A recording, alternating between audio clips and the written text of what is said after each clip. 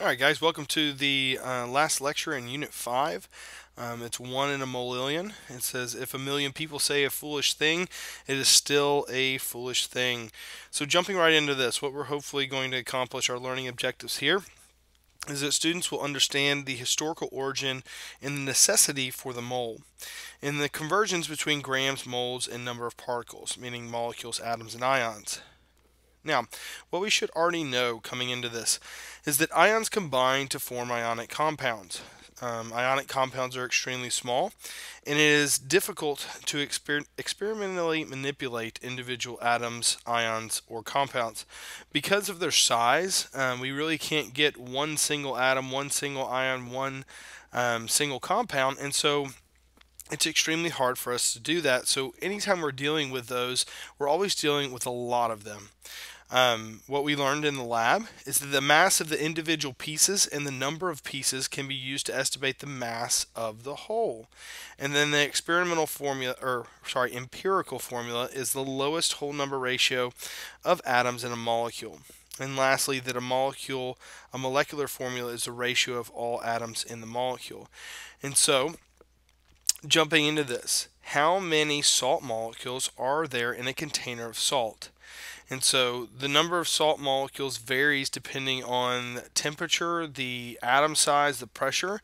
And so when we're looking at something like that, volume is not always a good indicator of the number of something. We know that just from density, that the density of a gas can change dramatically depending on the amount of volume and the pressure and all of those things. And so volume's not always a good indicator of the amount of something. So if not volume, we need to find a way to express a large number of particles. And so we've actually done this before in the past, and you've done this before. When you talk about a pair of something, a pair of shoes is actually two shoes. When we talk about a dozen, a dozen roses is actually, they're 12 roses. When we think of a gross is actually 144 things. That's the actual number of it. So why don't we use these to express the number of molecules? Well, the very short answer of this is that it's just not enough. A gross is only 144 things. It's not good at expressing the number of molecules. Because of the size of molecules, they are actually extremely a large number of them in a very limited space. So Avogadro developed this number, or his number, we call it Avogadro's number, by analyzing gases and looking at different gases and the way that they behave. Avogadro's number is, it's right down here, 6.02 times 10 to the 23rd, a very large number. And it's defined by, the definition of Avogadro's number is the number of atoms in 12 grams of carbon-12. That is what Avogadro's number is. It's an extremely large number. You can think of it, it is 6022. We're talking about another 20 zeros after this. So it's a huge number we're expressing here. And 1 mole of anything is going to equal 6.02 times 10 to the 23rd. That's Avogadro's number. The same way as we express that 1 gross of anything is 144 things. Well, 1 mole of anything is 6.02 times 10 to the 23rd. And we use this to represent molecules because it's a very good indicator for us, and it's a very large number. So in our first question, our developing level question, it says, how many water molecules are present in 2.4 moles of water? Well, the one thing that we need to know is that 1 mole, in this case of water, equals 6.02 times 10 to the 23rd molecules of water. Okay? When we write it like this, it's a conversion factor. And so what we can look at, well, if we have 2.4 moles, well, this is of water. And if we think about it setting up using dimensional analysis, well, 1 mole of water, if we put it here, you can see that the units that mole will cancel with that mole. And then for it to be a conversion factor, we just put the other half on top. And we can think of this 2.4 times 6.02 times 10 to the 23rd, and this will give us 8.4 times 10 to the 23rd molecules of water. And all we've done here is we've set it up in dimensional analysis in such a way that it cancels out the units. Remember, Avogadro's number is just a conversion factor. So in jumping into this, it says the average mass of a baseball is 145 grams. It says determine the mass of 1.4 moles of baseball using dimensional analysis. So we're going to use this using dimensional analysis. Since it's moles, we have 1.4 moles of baseball.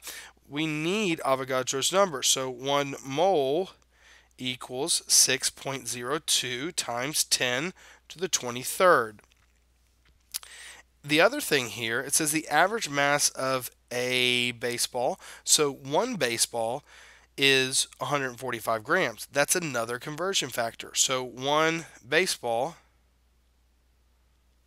equals 145 grams. And so now we can set up and we can use dimensional analysis, and we're starting with, we have 1.4 moles of baseballs. So 1.4 moles, and we're going to set it up. Well, if moles is right here, we'll go ahead and put, to cancel out that unit, we'll put moles. Oh, don't want to take that B with me. We'll put moles on the bottom. To complete the conversion factor, we put the other one on top. And then we just keep going. Well, this is baseballs. That's how many moles of baseballs we have. Well, one baseball is 145 grams. And we set it up like this. And then all we have to do, we see that moles cancel with moles, that baseballs, that's how many baseballs we have, will cancel with that one baseball, and now we're going to be left with grams of baseballs, which that's what we want. So our answer is going to be 1.2 times 10 to the 26 grams of baseballs. Now, jumping into our mastery level question, it says a sample of local water supply has been determined to have 10 particles of aluminum sulfide for every 5 milliliter sample. How big must the water supply be to have 1 mole of sulfur particles? So when we're looking at this one, we're going to have 10 particles for every 5 mils. And so what we want is this, we can set up a conversion here or a ratio. So for every 10 particles,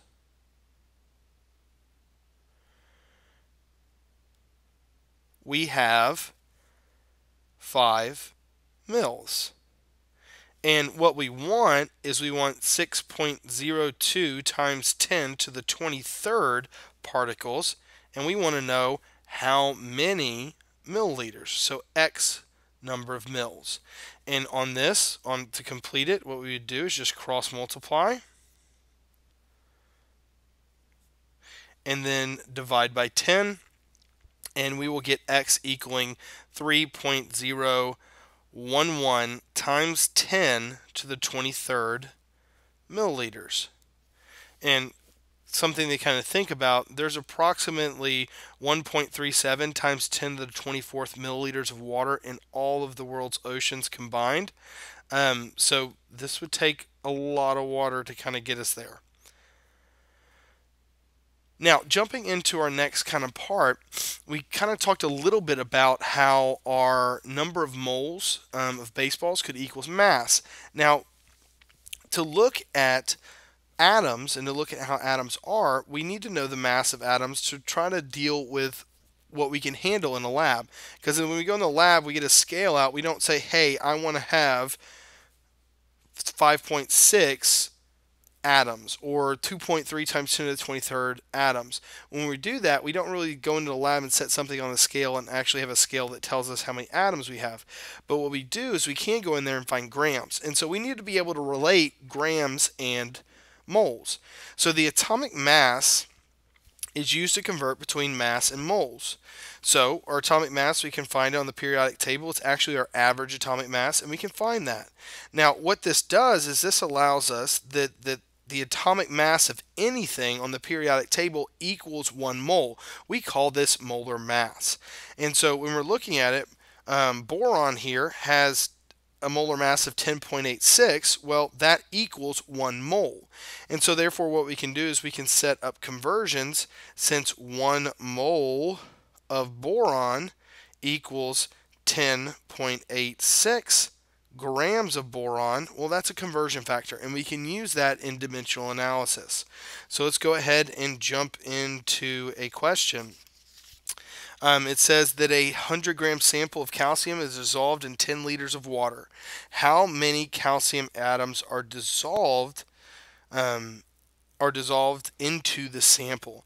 And so what I want to know is, when I'm looking at this, I have 100 grams sample of calcium is dissolved in 10 liters of solution, and it wants to calculate the moles per liter of that solution when we're actually doing this. And so when we jump into this, what we'll see is the first thing we have to figure out, well, we have to find its moles per liter. So moles all over are liters. And so when we're doing this, we first have to find moles. So we have 100 grams of calcium. And we set it up. We have 100 grams of calcium. What we do from here is that 1 mole of calcium equals, and we look on the periodic table, it has a molar mass of 40.078 grams of calcium. And so all we have to do here is set this up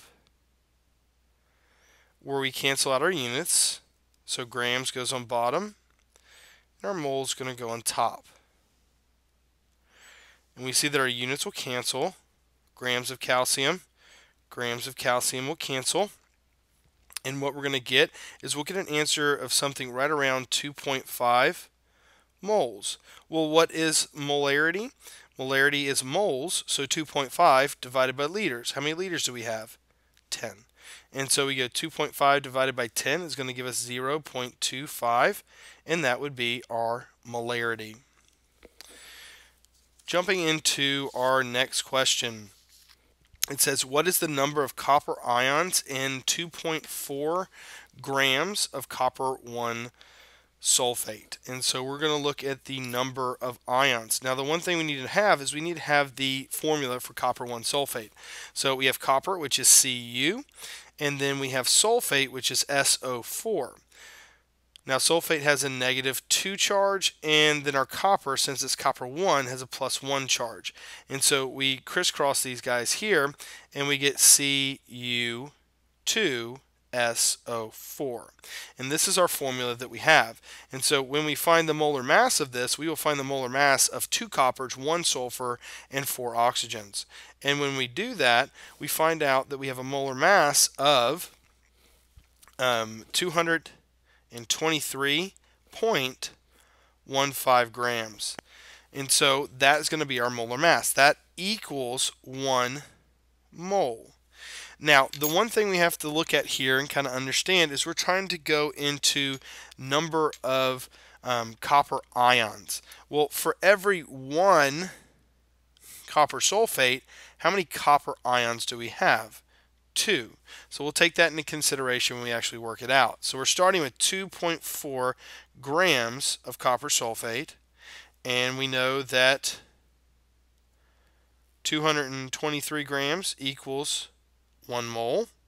And now we want to go to, we can think of compounds or actual molecules of copper 1 sulfate. Well, I know that 1 mole of copper sulfate is 6.02 times 10 to the 23rd, and that would be copper sulfates. But remember, I don't want just copper sulfate. Well, 1 copper sulfate equals how many ions of copper? Well, 2 ions of copper. And so what we'll do is we'll multiply the top here and divide by our bottom, and we should get something right around 1.295 times 10 to the 22nd copper 1 ions. Last question. It says that carbon 12 has a defined mass of 12.000 AMUs. When determining the number of carbon atoms in a 100-gram sample, a student uses 12.0011 AMUs for carbon. Assess whether the student is correct and justify your answer using the clear method. Well, the correct answer here would be that the student is correct in using 12.011 grams per mole. A 100-gram sample of carbon will have a number of carbon-14 particles, and this will increase the average mass of the sample so that 12.011 grams should be used. So essentially what we do is we never really get perfectly carbon 12 in everything that we have. We're going to have some carbon 14 thrown in there and some other carbons in there, and so that's why we always use the average atomic mass, because we're going to have different isotopes when we have that.